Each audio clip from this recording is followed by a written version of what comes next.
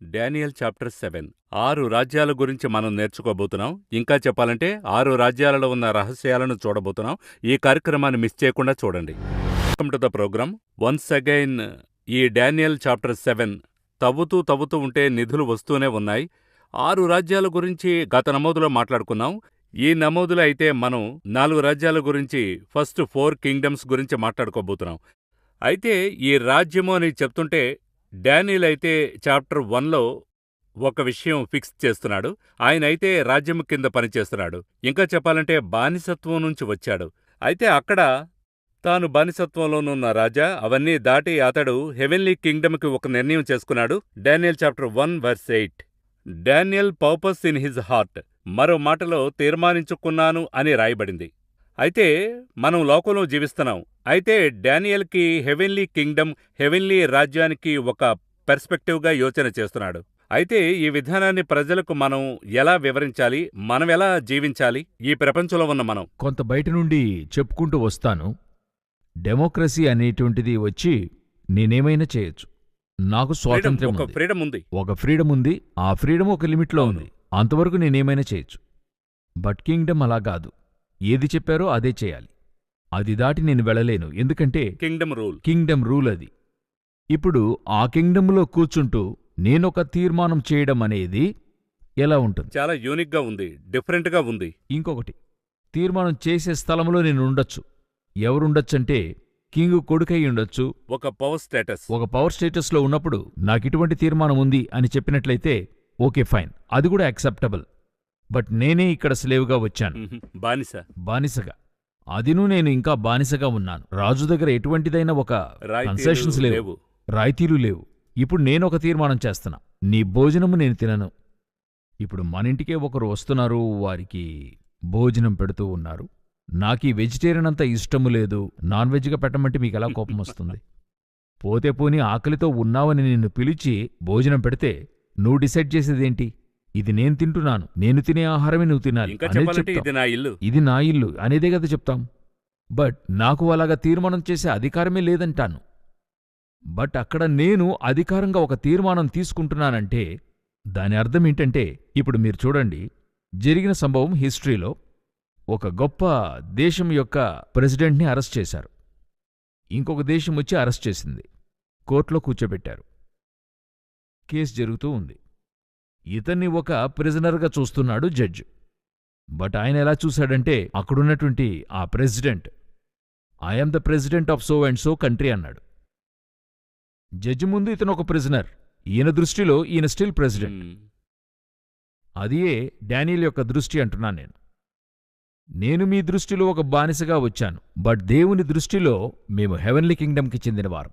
మేము దేవుని యొక్క బిడ్డలము. మా రాజు వేరే.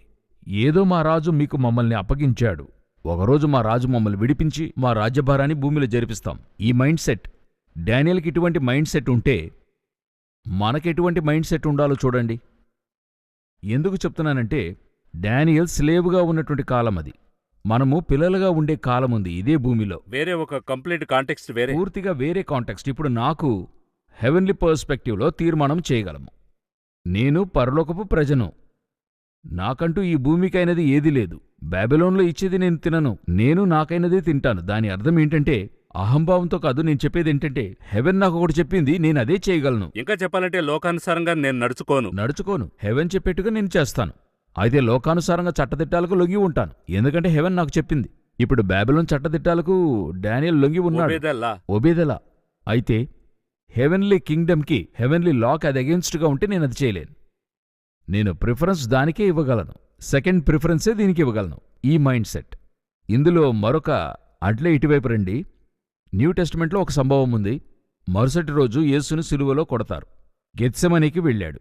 గెత్సెమనీలో ఆయన చేసే ప్రేయర్ చూడండి.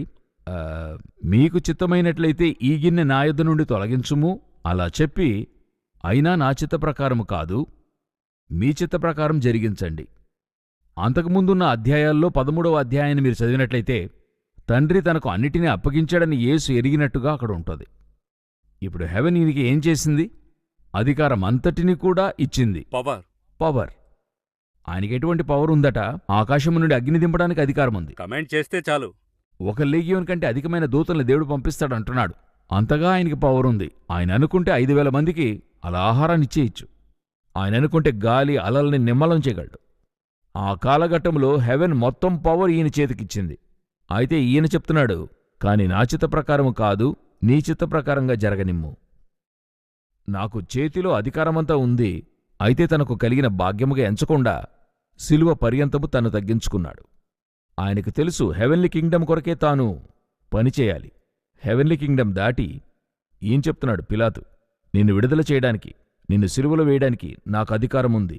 అలా చూసి ప్రభు ఇతనితో చెప్తాడు, అతనిని చూచి అని ఉంటుంది. ప్రభువు చెప్తాడు, పరలోకము నుండి నీకు అనుగ్రహింపబడితేనే నువ్వేం చేయలేవు. అప్పుడు ఆ తాటుతోని వారందరూ ఉండేరు. అలాగా క్లియర్గా ఉన్నాడు. అవును, బయట తను వడ్రంగి కుమారుడు, బయట ఒక ప్రవక్తగా, మరి వెలుపట ఎవరైనా ఏదైనా చెప్పనివ్వండి, నేను దేవుని కుమారుణ్ణి, తండ్రి నాకు అన్నీ అప్పగించాడు. ఈ యొక్క పర్స్పెక్టివ్లోనే మనమందరము ఉండాలి. అదే యేసు చెప్పెళ్ళాడు, ధైర్యము తెచ్చుకోండి, నేను లోకాన్ని జయించాను, మీకు భూమిలో సర్వ అధికారము ఇవ్వబడి ఉన్నది, మీరు వెళ్ళండి అంటున్నాడు. అప్పుడు దానియేలు దగ్గర, అతని దగ్గర ఉండేటువంటి ఒక థాట్, నేను ఏ కింగ్డంలో ఉన్నప్పటికీ నేను పనిచేయడం వేరొక కింగ్డమ్ కొరకు పనిచేస్తున్నాను. బట్ ఈ కింగ్డమ్కి లోబడి ఉంటాను. ఇక్కడున్న ప్రధానులకు, అధికారులకు లోబడి ఉంటాను. ఎందుకంటే నేను లోబడి ఉండాలని చెప్పబడ్డా. ఎంతగా నేను అమెరికా నుండి వచ్చినా నేను కుడి ప్రక్కే బండి నడుపుతా. ఎందుకంటే ఇక్కడున్న రూల్కి లోబడతా. మా ఊర్లో లెఫ్ట్లో నడుపుతా అని చెప్పి ఇక్కడ లెఫ్ట్లో నడపలేం. ఇక్కడ తగినట్టుగా ఇక్కడున్న ట్యాక్స్ నేను పే చేస్తా, జీఎస్టీ ఏదో నేను పే చేస్తా. ఇక్కడున్న రూల్స్ అండ్ రెగ్యులేషన్స్ నేను ఫాలో చేస్తాను. అమెరికన్ కాబట్టి నేనేది ఫాలో చేయననేటువంటి అర్థం లేదు. అదేవిధంగా నేను హెవెన్లీ పర్సన్ అయినప్పటికీ లోకములో ఆజ్ఞాపించబడిన అధికారానికి లోబడి ఉంటా. అట్ ది సేమ్ టైం నా మైండ్లో ఉంటుంది, నేను అమెరికన్, నేనెప్పుడన్నా అక్కడికి వెళ్తాను. ఆ విధంగా నేను హెవెన్లీ పర్సన్. ఆ యొక్క కింగ్డమ్ని, ఈ 2 కింగ్డమ్స్ కూడా పెట్టుకుని జీవించాలి. ఎలా ఉంటుందో చూడండి. వెలుపల వరల్డ్లీ కింగ్డమ్, లోన హెవెన్లీ కింగ్డమ్. ఈ మిశ్రమమే మీరు నేను. ఇదే డానియేలు యొక్క ప్లస్ పాయింట్ యేసుక్రీస్తు దగ్గర కూడా ఉండింది. ఒక కాలంలో అపోస్తలులందరూ ఇదే ఫాలో చేస్తూ వెళ్లారు. అందరూ ఆ విధంగా ఒక ముఖ్యమైన క్వాలిటీగా మనం చూడాల్సి ఉంది. చూస్తూ ఉన్నాం. ఈరోజు మనమెందుకు అనేక చోట్ల భయపడుతూ ఉన్నాం? ఫ్యూచర్ని గూర్చో లేక కింగ్డమ్స్ని గూర్చో, ఎవరొస్తారు, ఏం జరుగుతుంది, ఎలా, ఏం కాదు. భూరాజులందరికీ అధిపతి యేసుక్రీస్తని ప్రకటన 1:5లో ఉంది. ఏదీ జరగదు, అన్నీ మారి జరుగుతూనే ఉంటాయి. దేవుని బిడ్డలకు రాజుగా ఉన్నాడు. మనకేమిటి ప్లస్ పాయింటో తెలుసండి? లోకములో ఏ రాజు కానివ్వండి, ఇప్పుడు అమెరికన్ ప్రెసిడెంట్ 4 సంవత్సరాలే, మరొక 4 సంవత్సరాలు, 8 సంవత్సరాలే, కొన్ని చోట్ల 5 సంవత్సరాలు, కొన్ని చోట్ల 10 సంవత్సరాలు, కొన్ని చోట్ల 20 సంవత్సరాలు. అటు తర్వాత వెళ్ళిపోతారు. అయితే మన రాజు వెళ్ళిపోవడానికి దారే లేదు. ఎందుకంటే ఆయనకి ఎలక్షన్ లేదు, మరణించేటువంటిది లేదు. నిత్యమైన రాజు, నిరంతర రాజు. అప్పుడు మనమెంత ధైర్యంగా ఉండాలో చూడండి. ఇంకా ఆయనకు మనం ఎంత రెస్పాన్సిబుల్గా ఉండాలి అనేది అది ఉంది. ఇంత రెస్పాన్సిబుల్గా ఉండాలి. ఎంత దూరానికి ఇంకా చెప్పాలంటే అంతటి డిగ్నిఫైడ్గా నడుచుకోవాలి. నేనొక రెస్పాన్సిబుల్గా ఉన్నతమైన కింగ్డమ్కి వస్తున్నానని చెప్తే దానికైనా ఇది నా దగ్గర ఉండాలి. అదే దేవుడు ఎక్స్పెక్ట్ చేస్తున్నాడు అక్కడ. ఇప్పుడు దానియేలు చాప్టర్ 7లో 6 రాజ్యాల గురించి గతంలో రికార్డ్ చేశాం. మొదటి 4 రాజ్యాల గురించి మాట్లాడాలని చెప్పుకున్నాం. ఈ 4 కింగ్డమ్స్ ముఖ్యమైన కింగ్డమ్స్గా ఉన్నాయి. దీని గురించి వివరిస్తే ప్రేక్షకులకి ఒక పర్స్పెక్టివ్ దొరుకుతుంది. ఈ కింగ్డమ్ను గురించి ఎందుకు ఇంతగా చెప్పబడుతుంది? మొత్తం ప్రపంచమంతటా చూస్తే ఆరంభం నుండి చివరి వరకు 7 kingdoms. As per Bible 8th వచ్చి యాంటీక్రైస్ట్ కింగ్డమ్. మీ యొక్క దృష్టిలో 9th వన్నే గాడ్స్ కింగ్డమ్. సో ఇప్పుడు ఎందుకు ఈ 4 గురించి అధికంగా చెప్పబడుతుంది? దాదాపుగా 3 విధాలుగా ఇది చెప్పబడింది. ఒకే విషయం. ఉదాహరణకు ఆ నెబుకద్నెజరుకు ప్రతిమను దేవుడు చూపించాడు. బంగారు, వెండి, ఇత్తడి ఇవన్నీ. ఇప్పుడు డానియేలుకి 4 మృగాలను చూపిస్తున్నాడు ఈ చోట. అవునా? ఇది అట్లే 8వ అధ్యాయంలో మేకపోతుగా చూపిస్తాడు. 2 కొమ్ములు గలది, 1 కొమ్ము గలది. ఇదే విషయం, కాన్సెప్ట్. ఎందుకు మారి మారి వస్తోంది? కారణం ఏదైనా ఉందా? ఇప్పుడు మనమింతకు ముందు చెప్పుకున్నాం, ఆ నెబుకద్నెజరుకి ఎలా మాట్లాడితే అర్థమవుతుందో అతనికి అలా మాట్లాడితేనే అర్థమవుతుంది. అతనికి శిల మాట్లాడాలి. ఈ స్థలంలో మాట్లాడేప్పుడు, బెల్షస్సర్ పీరియడ్లో మాట్లాడేప్పుడు ఎలా మాట్లాడాలంటే ఆ మృగమును బట్టి దానియేలుకు తెలియజేయాలి. కరెక్ట్. మేకపోతే అయితే మాదియా పారసీక సామ్రాజ్యం, వేరే ఒక కింగ్డమ్, అది వేరొక కింగ్డమ్ వచ్చింది. వారితో మాట్లాడేప్పుడు ఆ విధంగా మాట్లాడాలి. సో ఎవరికి ఎలా మాట్లాడాలి, ఎవరికి ఎలాగనే దాన్ని బట్టి. అదే మనం ముందుగానే చెప్పాం కదా, నెబుకద్నెజరుకి స్వప్నం, సరేనండి. మరియమ్మతో మాట్లాడేప్పుడు దర్శనం, డ్రీమ్, విషన్. శామ్యూయల్తో మాట్లాడేప్పుడు ఓన్లీ సౌండ్, ఆడియో క్లియర్గా. ఆడియో. బెల్షస్సర్తో మాట్లాడేప్పుడు వ్రేలీ రాత కనబడింది, విజువల్. ఎవరికి ఎలా మాట్లాడితే అర్థమవుతుందో వారితో అలా మాట్లాడతాడు ఆయన. అయితే డానియల్లో ఒక వచనం ఉంది, విజన్ అండ్ డ్రీమ్ కలిసి వచ్చే. అది ఉంది, రెండు సేమ్గా ఉన్నాయి. రెండు సేమ్గా ఉన్నాయి. ఆయన ఎలాగైనా మాట్లాడతాడు. జోసెఫ్ దగ్గర చూడండి, యోసేపుతో ఆ పాత నిబంధనలో యాకోబు కుమారునితో ఒకే విషయాన్ని రెండు విధాలుగా తెలియజేస్తాడు. చెప్తాడు త్వరగా జరగబోతుంది, రెండు విధాల విషయాలు, సూర్యచంద్ర నక్షత్రాలు, ఇంకొకటి మోపు. సో దేవుడొచ్చి ఎప్పుడు ఏ కాలంలో ఎలా మాట్లాడితే అర్థమవుతుందో దేవునికి తెలుసు. ఇప్పుడు దీనికి ఇప్పుడు కోరేషు 8వ అధ్యాయానికి మధ్య దాదాపు 30 సంవత్సరాలయ్యాయి. ప్రతిదాని వెనుక దేవుడు ఒక ప్రణాళిక ఉంచి ఉన్నాడు. సో ఇప్పుడు 4 కింగ్డమ్. ఎందుకు ఈ 4 కింగ్డమ్స్ ఎంతో ఇంపార్టెంట్ అని అడిగినట్లయితే, ఈ ప్రపంచంలో కింగ్డమ్ ప్రారంభానికి ముందు నుండియే శాటన్ యొక్క హెడ్ క్వార్టర్స్ ఏదై ఉండిందంటే బాబిలోనే. ఆ బాబిలోన్ నుండే అన్ని కూడా చెదరి ప్రపంచమంతటా వ్యాప్తి చెందుతుంది. ఈ బాబిలోన్ కింగ్డమే శాటన్ కింగ్డమ్ యొక్క పునాది, బేస్. ఈ 4 కింగ్డమ్స్లో ఫస్ట్ ఏదని చూస్తే బాబిలోన్. ఈ బాబిలోన్ యొక్క స్పిరిటును, బాబిలోన్లో ఉండేటువంటి యాంటిక్రైస్ట్ స్వభావములను అట్లే మెడో పర్షియన్లోకి వస్తుంది. మెడో పర్షియన్లో ఉండేది అట్లే గ్రీకులోకి వస్తుంది. గ్రీకులోనే అది సక్సెస్ఫుల్గా ఉంటుంది. గ్రీకు నుండి రోమ్లోకి వస్తుంది, రోమ్తో ముగిసిపోతుంది. సో ఈ 4ను ఒక యాంటిక్రైస్ట్ కింగ్డమ్ యొక్క ప్యాకేజ్. ఇంకా ఇంట్రెస్టింగ్ ఏంటంటే, ఇలాంటి బాబిలోనియన్ కింగ్డమ్ అయితే చాప్టర్ 4లో అలౌ చేస్తున్నాడు రికార్డ్ చేయడానికి. ఆ కింగ్ రాసే ఒక చాప్టర్ని, ఆ కింగ్డమ్ని ఆరంభించిన వ్యక్తి తల మీదే దేవుడు చేపెట్టాడు. ఇప్పుడు ఆ కింగ్డమ్ నుండి అదే అందులో ఉండే ఒక విషయం ఏంటంటే, మిమ్మల్ని నేను ఒక ఉదాహరణకు చెప్తున్నా. మిమ్మల్ని యూజ్ చేయాలని పిశాచి తలంచితే దేవుడు మిమ్మల్ని రక్షించి ఉన్నట్టయితే, ఇప్పుడు పిశాచి మిమ్మల్ని యూజ్ చేయలేదు. వాడు మరొక వ్యక్తి కొరకు వెయిట్ చేస్తాడు. మరొక వ్యక్తి వస్తే, మరొక వ్యక్తి వచ్చినప్పుడు దేవుడేం చెప్తున్నాడు, అతనితో మిమ్మల్ని గూర్చి ఇప్పుడు నాతో మాట్లాడుతున్నాడు. ఇక నేను మారు మనసు పొందాను. ఇప్పుడు పిశాచి వెయిట్ చేస్తూ, సరి మరో వ్యక్తిని చూద్దాం, ఇలా చేస్తూనే ఉంటాడు. బాబిలోన్ కింగ్డంలో నెబుకద్నెజర్ని అలా తీసుకుంటే, నెబుకద్నెజర్ని దేవుడు సంధించిన తర్వాత నెబుకద్నెజర్ మనసు మారుతున్నాడు. అటు తర్వాత కొంత వెయిటింగ్. ఆ తర్వాత మెడో పర్షియన్ సామ్రాజ్యం ఇక్కడ దిగి పిశాచి క్రియ చేస్తున్నప్పుడు, ఈ రాజు కూడా దేవుడికి లోబడి కోరేషు మహా గొప్ప దేవుడని చెప్తూ ఉన్నాడు. తిరిగి వెయిట్ చేస్తున్నాడు, ఇంకొక ఛాన్స్ వస్తుందని. గ్రీకు సామ్రాజ్యం వస్తుంది, అందులోనే యాంటియోకస్ IV ఎపిఫెనస్ వస్తున్నాడు. అతను దేవునికి లోబడని వాడు, అతను పిశాచి చెప్పేదంతా చేస్తున్నాడు. ఈ విధంగానే పిశాచి ప్రతి కింగ్డంలోనూ వెయిట్ చేస్తూ ఉంటాడు. ఒక్కో రాజ్యం ఏర్పడుతున్నప్పుడు ఆ కింగ్డంలో దేవుడు తన బిడ్డల్ని పంపి ఆ కింగ్డంని తన వైపుగా తిప్పుతాడు. ఆయనకి తెలుసు ఏ కింగ్డమ్ తిప్పబడుతుంది, ఏది కాదని తెలుసు. ఎందుకంటే ఆయన సావర్నిటీ, ఆయనకది తెలుసు, మనకే అది తెలీదు. సో ఇప్పుడు మనకి 4 కింగ్డమ్స్ చేర్చే ఒక యాంటీక్రైస్ట్ కింగ్డమ్ యొక్క ప్యాకేజ్. బాబిలోన్లో ఆరంభించి రోమ్లో ముగించబడుతుంది. ఈ యొక్క కింగ్డమ్లో బాబిలోన్ యొక్క ఫస్ట్ కింగ్డమ్. ఇందులో వీరిని చూసినట్లయితే ఈ 4 చేర్చబడిందే ఒక కింగ్డమ్ అనేట్టుగా ఒక యాంటీక్రైస్ట్ కింగ్డమ్ అన్నందుకు వాక్యములు చెప్తాను. అది ఎలాగంటే, ప్రకటన 13:2లో చూసినట్లయితే యాంటీక్రైస్ట్ కింగ్డమ్ గురించి చెప్పేప్పుడు ఈ 3 మృగాలు అందులో ఉంటాయి. నేను చూచిన మృగము చిరుతపులి వలె ఉంది. ఇందులో 3వది చిరుతపులి. దాని కాళ్ళు ఎలుకబంటివి. ఇందులో 2వది ఎలుగుబంటి. దాని నోరు సింహపు నోరు. మొదటిగా సింహము. ఈ 3 అక్కడ ఉంటాయి. అప్పుడు ఈ మూడిటిలోనూ ఉండేటువంటి విషయాన్ని తీసుకుని ఒక కింగ్డమ్ ఫామ్ చేయబోతున్నారు. లోకానుసారంగా కొంత అర్థం కావాలంటే నేను చెప్తాను.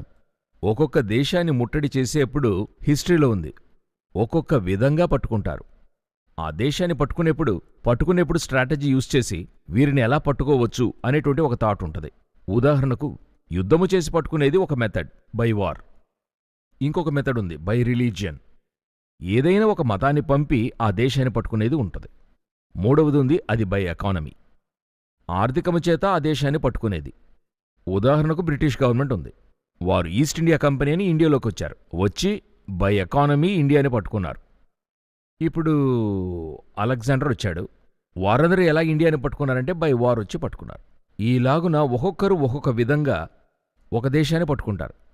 ఒక కింగ్డమ్ ఏం చేస్తుంది, ఈ మూడిటిని ఉపయోగించి పట్టుకుంటుంది. బై వార్ వస్తుంది, రిలీజియన్ పంపుతుంది, ఎకానమీ వస్తుంది. ఇప్పుడు ఆలోచించండి ఎంత పవర్ఫుల్గా ఉంటుందని. అదే ఇక్కడ ఉండేటువంటిది. దీని అంతర్గత కాన్సెప్ట్ ఏంటంటే, బాబిలోన్ కంటూ ఒక స్పెషాలిటీ ఉంది. బాబిలోన్లో ఏంటి స్పెషాలిటీ అని అడిగితే, నేను కట్టిన మహాబబులోన్. నా వంటి ఒక ప్రభుత్వం గర్వమైన మాటలు మాట్లాడేది. ఇక్కడ 7వ అధ్యాయం చూడండి. గర్వముగా మాటలాడు నోరు దానికి ఉండెను అని ఉంటది. అవును, క్లియర్గా రాసుంది. అవును, 8వ వచనంలో. ప్రకటన 13:2లో చూసినట్లయితే దాని నోరు సింహపు నోరని ఉంటది, గర్వముగా మాట్లాడేది. రెండవది ఎలుగుబంటి. అది విస్తారంగా మాంసం భక్షించును, దాని కాళ్ళు మాత్రం ఎలుగుబంటివి. దాని అర్థమేంటంటే ఆ రాజ్యభారం ఒక ప్రక్క స్ట్రాంగ్, ఒక ప్రక్క వీక్. దానియేలు 2వ అధ్యాయంలో ఒక ప్రక్క స్ట్రాంగ్, ఒక ప్రక్క వీక్ అని 42వ వచనంలో ఉంటది. సో రాబోయేటువంటి కింగ్డమ్ ఒక ప్రక్క స్ట్రాంగ్, మరొక ప్రక్క వీక్గా ఉంటుంది. ఇక చివరిగా అది చిరుతపులి.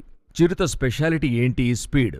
తానొచ్చేటువంటి కింగ్డమ్ ఈ లోకాన్ని ఎంతో వేగంగా పట్టుకుంటాడు. ఎంతో వేగమంటే ఎలాగా? ఈ స్పీడ్ని ఇప్పుడు దేవుడు పాత నిబంధనలో ఎవరితో పోలుస్తున్నాడు? ఇప్పుడు మీరు చెప్పారు గ్రీకు సామ్రాజ్యమని. అలెగ్జాండర్ ఈ ప్రపంచాన్ని ఎన్ని రోజుల్లో పట్టుకున్నాడో మీకు తెలుసు అనుకుంటాను. వితిన్ 11 years అంత ఫాస్ట్గా 70% ఆఫ్ ద వరల్డ్ని పట్టుకున్నాడు. అంటే ఒక లెపర్డ్ స్పీడ్. ఆ స్పీడ్ ఎంత గొప్ప ఆశ్చర్యమని అడిగితే, ఈ రోజున ఎటువంటి టెక్నాలజీ లేదు. ఆ రోజు రథాలు మాత్రమే, ఆ రోజు గుర్రాలు మాత్రమే, ఏనుగు సైన్యం అతని అది లేదు. ఒకే పర్సన్ అంత మోటివేషన్తో ఒక ఆర్మీని లాగడం అనేది భయంకరమైన విషయం. ఈజీగా చదువుతున్నాం. అయితే ఎంత పెద్ద ఇంకొకటి ఉంది, అతనికి ఏర్పడ్డ టీం మంచి టీం. మ్, నేనెప్పుడు చెప్తాను, టీం సెట్ అవ్వడం అనేది దేవుని యొక్క కృప. 4 జనరల్స్ దొరికారు చూడండి ఆయనకి. కెసాండర్, లైసిమెకస్, టాలమీ వన్ స్లాటర్, సెల్కస్ వన్ నికేడర్. ఈ 4 జనరల్స్ బెస్ట్ టీం. అలెగ్జాండర్ అనుకునేది వారు చేసేవారు. మ్, అలెగ్జాండర్ ఏంటో అదే ఆ 4. అందువల్ల చూస్తే 8వ అధ్యాయంలో అలెగ్జాండర్ గురించి చెప్పేప్పుడు విశేష కొమ్ముని తెలియజేయబడుతుంది. ఈ 4 గురించి చెప్పేప్పుడు 4 విశేష కొమ్ములని చెప్పబడుతున్నారు.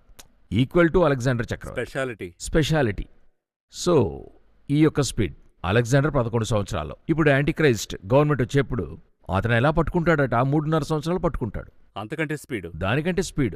3.5 సంవత్సరాల్లో లోకాన్ని పట్టుకోగలిగితే ఈ రోజున్న కండిషన్కి ఇప్పుడు 4000 శాటిలైట్లున్నాయి. ఈ 4000 శాటిలైట్స్ని కంట్రోల్ చేసే ఒక స్పేస్ స్టేషన్ ఉంది, ఇంటర్నేషనల్ స్పేస్ స్టేషన్. ఈ ఒక స్పేస్ స్టేషన్ ఎవరు కంట్రోల్లో తీసుకుంటారో వాని కంట్రోల్లోకి వెళ్తుంది వరల్డ్. మీ ఎకానమీ శాటిలైట్ బేస్ చేసుంది, మీ చదువు శాటిలైట్ బేస్ చేసుంది, మీ యొక్క వారు వెదరు ఏదైనా తీసుకోండి, దేన్ని నమ్ముకుని ఉన్నాం? Satellite based life. 80% satellite based life. ఇంకొక 20% ఉంది, అది వచ్చే రోజుల్లో పోతుంది. అలా వెళుతున్నప్పుడు ఒకరు మరి ఎవరు శాటిలైట్ని చేతిలో తీసుకుంటారో వారే వరల్డ్ని ఏలేవారుగా ఉంటారు. ఇదే నిజం. సో ఈ శాటిలైట్ వార్ జరుగుతుంది. స్టార్ వార్స్ అన్నట్టుగా శాటిలైట్ వార్స్. శాటిలైట్ వార్లో ఎవరు శాటిలైట్ అంతా కంట్రోల్ చేస్తారో వారే లోకాన్ని ఏల్తారు. దానికి ఎక్కువ రోజులు పట్టదు. ఇప్పుడు హీరోషిమా నాగసాకి మీద వేసిన గుండు కంటే మోర్ దెన్ 16,000, 20,000 పవర్ఫుల్ అయినవి ఉన్నాయి. ఒక గుండు వేసి దేశాన్ని లాక్కుంటారు. సో 3.5 సంవత్సరాల్లో పూర్తి ప్రపంచాన్ని తన కంట్రోల్లోకి తీసుకుంటాడు.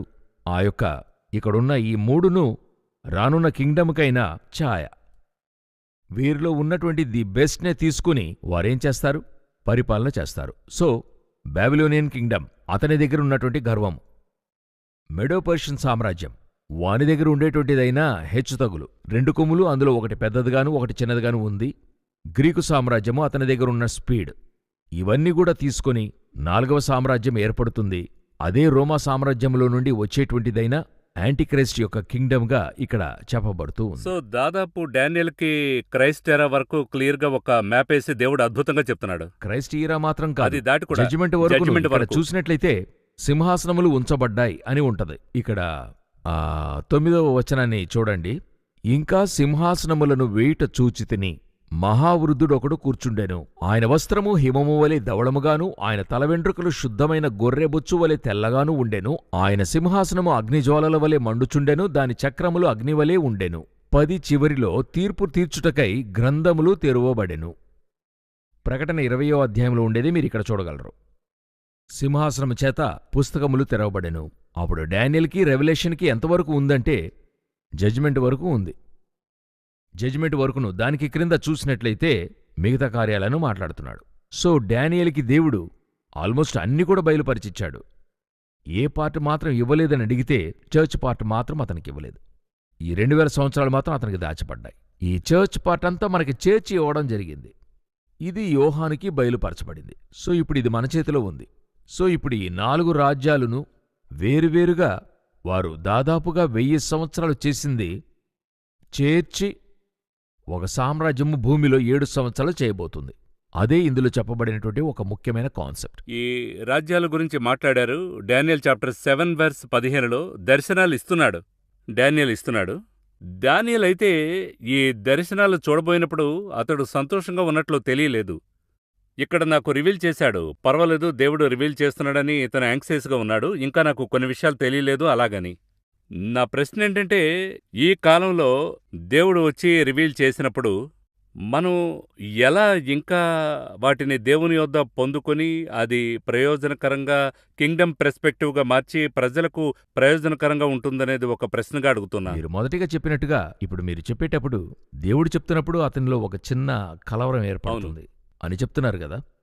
ఎందుకు కలవరం వచ్చిందని అడిగినట్లయితే, మరి కొన్ని విషయాలొచ్చి దేవుడొచ్చి ఒక నిజాన్ని మనకి చెప్తున్నప్పుడు మనం ఎంతగా ఆత్మలో నిలబడి విన్నా మన మాంసంలో ఒక భయమనేది వస్తుంది. ఇప్పుడు నెబుకద్నెజర్ స్వప్నాన్ని చూసిన వెంటనే అతను కలవరపడ్డాడు. అవును, భయపడ్డాడు. అయితే ఇది దానికంటే మోసం. అదెలాగని అడిగితే నెబుకద్నెజర్కి వచ్చి యూజువల్గా శిలను చూసేవాడు. అతనికి అది చూపించబడింది. ఆ శిల డిఫరెంట్ మెటల్స్లో ఉంటుంది, అంతే విషయం. అయితే ఈయనకలా కాదు, అన్నోన్ విషయం. సముద్రము నుండి ఒక సింహం వస్తుంది 4 రెక్కలతో, తర్వాత ఎలుగుబంటి లేచి వస్తుంది, తర్వాత లెపర్డ్ వస్తుంది 4 రెక్కలతో, తర్వాత ఏంటనే తెలియని ఒక మృగం వస్తుంది. ఇంతవరకు ఈ 3ను ఇమాజిన్ చేయలేము. ఇప్పుడు ఊహించుకున్నా కొంచెం కష్టంగా ఉంది. ఇది వచ్చి ఇందులో నుండి కనబడేటువంటి విషయాలు ఎంతో అతన్ని కలవరపరుస్తున్నాయి. ఎందుకంటే ఆ చిన్న కొమ్ము చేసేటువంటి పని, ఆ 10 కొమ్ములు చేసేటువంటిది, ఇవన్నీ అతని ఆత్మలో కలవరపడుతున్నాడు. కలవరపడి ఇది ఎలా ముగిస్తుందో, ఎక్కడికెళ్తుందో. మనమెంతగా ఆత్మలో ఉన్నప్పటికీ కొన్ని సమయాల్లో ఇప్పుడు చెప్తారు చూశారా, ఎత్తైన బిల్డింగ్ నుండి కింద పడ్డాను, స్వప్నములో ఒళ్ళంత చెమట్ల పట్టి కారుతూ ఉంటది, చూస్తే మంచము నుండి క్రిందపడి ఉంటారు. వారి యొక్క అన్కాన్షియస్ మైండ్లోకి అది వెళ్ళిపోయి ఉంటుంది, వెళ్ళి నిజంగానే జరిగినట్టుగా మారిపోతుంది. ఆ విధంగా ఆత్మలో దేవుడు ఈయనతో మాట్లాడతాడు. మాట్లాడుతున్నప్పుడు దానియేలుకి ఈ సంభవాలు చూసినప్పుడు ఒక భయం ఏర్పడుతుంది. ఎహెచ్కేలు చెప్తున్నాడు, నా దగ్గర ఒక గ్రంథపు చుట్ట ఇవ్వబడింది, అది తీసుకుని తినమంటే నేను తిన్నాను, అది నా నోటికి తేనె వలెను, నా కడుపుకి చేదుగా ఉండింది. దాని అర్థమేంటంటే, ప్రవచనం అందించేప్పుడు బాగానే ఉంటుంది, చెప్తాం, నువ్వొచ్చి ఆ నినవే నాశనమవుతుంది, తూరు అలా అవుతుంది. అయితే జరుగుతున్నప్పుడు, డైజెస్ట్ అవుతున్నప్పుడు, కడుపుకి అది జరుగుతూ ఉన్నప్పుడు నాకది చేదుగా ఉండింది, అది నాలోకెళుతూ కొంత డైజెస్ట్ అవడం కష్టం. అదేవిధంగా ఈయనకి ఆ ప్రాఫెసీ చెప్పడమే కష్టంగా ఉంది. ఎందుకంటే యాంటీ క్రైస్ట్, లోకాన్నే చివరిగా నాశనము చేసే ఒక వ్యక్తి. సో యాంటీక్రైస్ట్ గూర్చిన విషయాన్ని ఇతను చూసినప్పుడు ఇతనిలో కలవరమొచ్చింది. కలవరపడుతూ ఇతనేం చేస్తున్నాడు, అట్లే నిశ్చేష్టుడై నిలిచిపోతున్నాడు. మన దేవుని స్పెషాలిటీ ఏంటంటే, మనకి చెప్పేప్పుడే ఆదరించడానికి ఒక వ్యక్తిని కూడా పంపించాడు. ఒక దూతను అక్కడ నిలవబెట్టి, భయపడద్దు, ఇవన్నీ జరుగుతాయి అని చెప్పి ఆదరిస్తాడు. సో ఇందులో మనం తెలుసుకోవలసిన ఒక విషయమేంటి, దేవుడు ఆయన దగ్గర ఉన్నది మనతో నిజంగా మాట్లాడడం ఆరంభించినట్లయితే మనం తట్టుకోలేం. ఇంతకంటే కూడా అనేక కార్యాలు. అలాగే మీరు చూడండి, యోహానును ప్రకటన గ్రంథములో చచ్చిన వాని వలె పడినట్టుగా చూడాలి. అలాగే స్టన్ అయిపోయి నిలబడ్డాడు. స్టన్ అయిపోతున్నాడు. ఎందుకంటే జరిగే సంభవం అలాగా. టోటల్ భూమిను ఇప్పుడు మనకి కొందరిని చూసినట్లయితే అప్పుడప్పుడు ఈ గుండు పేలేటుగా ఇటువంటివన్నీ చూపిస్తున్నారా?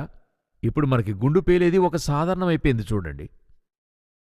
కాని ఏది సాధారణమైనా మనకి ప్రక్కగా అది పేలితే మనకి ఎలాగుంటుంది? చాలా కలతగా ఉంటుంది. ఆ విధంగానే యోహానికి దానియేలుకి ప్రక్కన జరుగుతున్నాయి అన్నీ కూడా. వారు దర్శనంలో చూస్తున్నారు. సో దాని పరిణామంగా దానియేలొచ్చి అట్లే ఒక విధంగా ఫెయింట్ అయి కింద పడుతున్నాడు. ఇంటర్సెసరీ ప్రేయర్ అంటారు. ఇలాంటి దర్శనాలు పొందుకున్నప్పుడు లేదా దేవుడు రివీల్ చేసినప్పుడు ఇంటర్సెసరీ మరొకరి కోసం భారంతో ప్రార్థించడం ఎలా, ఆ పార్ట్ని ఇక్కడ ఎలా కాంటెక్స్ట్గా చూస్తున్నారు? ఎందుకు దర్శనం మొదటిగా? ఈరోజు మనలో కొందరికి దాని అర్థం తెలియలేదు. ప్రవచనం ఎందుకు? దేవుడు చెప్తున్నాడు, దాన్ని చూచి ప్రవచించు. ఎందుకు చెప్పమంటున్నాడు ప్రవచనాన్ని? చెప్పకుండానే నాశనం చేయొచ్చు కదా.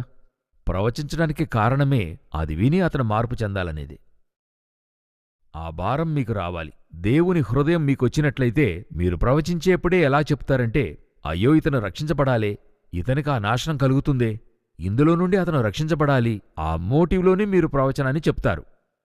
సో ఆ విధంగా దానియేలుకి ఇవన్నీ ఇస్తున్నప్పుడు దేవుని మోటివ్ ఏంటంటే ఇవన్నీ జరగనారంభిస్తాయి.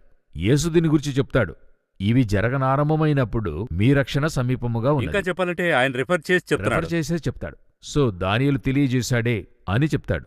అప్పుడు ఇవన్నీ కూడా వినేటప్పుడు మనకొకటి తెలియాలి, వీటన్నిటికీ మనతో దేవుడు చెప్పడానికి ఒక రీజన్ ఉంది. ఇవన్నీ జరగబోతున్నాయి, మనమా లోపల ఆయనను ఎదుర్కొనడానికి సిద్ధపడాలని ఇటువంటి ప్రవచనం చెప్పడానికైనా కారణాలు. ఇప్పుడు ప్రాఫెసెస్ వచ్చి వారి యొక్క గొప్పతనానికి చెప్పబడుతుంది. నేను చెప్పాను, జరిగింది. యాక్చువల్గా చెప్తే జరగకూడదు. ఎందుకంటే ఇప్పుడు నినవేకి చెప్పాడు, అది జరగకూడదనే ముందుగా చెప్తూ ఉన్నాడు. ముందుగా చెప్పడానికి రీజన్ ఏంటంటే ఆ నాశనం కాబోతుంది, వారు నశించకుండా చూసుకో. యోనా ఎలాంటి వాడంటే మనలాంటి మైండ్ సెట్. మనం చెప్పాము, అది ఖచ్చితంగా జరగాలి. ఎందుకంటే ఏం చెప్పాడు? ఎందుకంటే ఇతను చెప్పాడు, ఆ దేవుడు చెప్పాడు, నేను చెప్పమన్నదే వారు పశ్చాత్తాపపడితే జరగకుండా ఆపుతాను, ఇది జరగకూడదనే చెప్పమన్నాను. మనం ఈరోజు ఈ డిఫరెన్స్ని అర్థం చేసుకోవడం లేదు. దానియేలుకింత బయలుబాటుంది. దానియేలు చూడండి, ఇవన్నీ తెలుసుకుని 10వ అధ్యాయంలో చూసినట్లయితే ప్రేయర్ చేశాడని ఉంటుంది. మరి 9వ అధ్యాయంలో చూస్తే ఆయన ప్రేయర్ చేసినట్టుగా, ఫాస్ట్ చేసి ప్రేయర్ చేసినట్టుగా ఉంటుంది. ఒక యాక్షన్ ఉంది. ప్రేయర్ చేస్తున్నాడు, దేవా నా ప్రజల్ని విడుదల చేసి ఇవ్వండి. ఎందుకే ఆ బయలుబాటు ఇవ్వబడింది. నాతో దేవుడు మాట్లాడాడు, నేను పెద్ద ప్రవక్తనని చూపించడానికి లేదు. అందుకే ఆ దేవుని యొక్క హృదయాన్ని తెలుసుకోవడానికే. దేవుడు ప్రాఫెసీ చెప్పేది అతను మారుమనసు పొందడానికే తప్ప, నేను చెప్తున్నాను చేస్తున్నాను చూడు అని పర్ఫామ్ చేయడానికి దేవుడు చేయలేదు.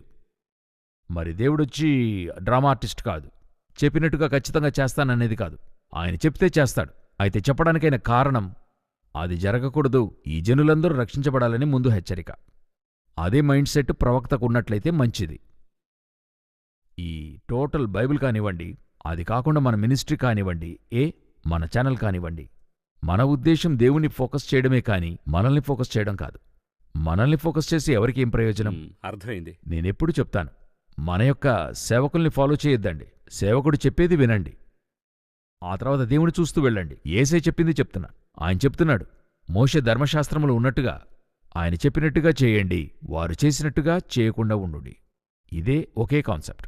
ఈ కార్యక్రమంలో మనం చివరికొచ్చాము. తర్వాత కార్యక్రమంలో మనం ఏం ఎదురు చూడబోతున్నాం? వచ్చే కార్యక్రమంలో 8వ అధ్యాయంలో ఉండే ఇదే మాదీయ పారసిక గ్రీకు సామ్రాజ్యము, ఇవి రెండు గురించి అక్కడ చెప్పబడింది. తర్వాత మేకపోతన ఉంది. ఇవి రెండిటికి మధ్యలో ఉన్నటువంటి డిఫరెన్స్ని మనం చూద్దాం. చాలా సంతోషం బ్రదర్ జగన్. చాలా విషయాలు మనం 7th చాప్టర్లో చెప్పాం. 8th చాప్టర్ కోసం ఎదురు చూస్తున్నాను. డానియేల్ దర్శనాల్లోని ఆసక్తికరమైన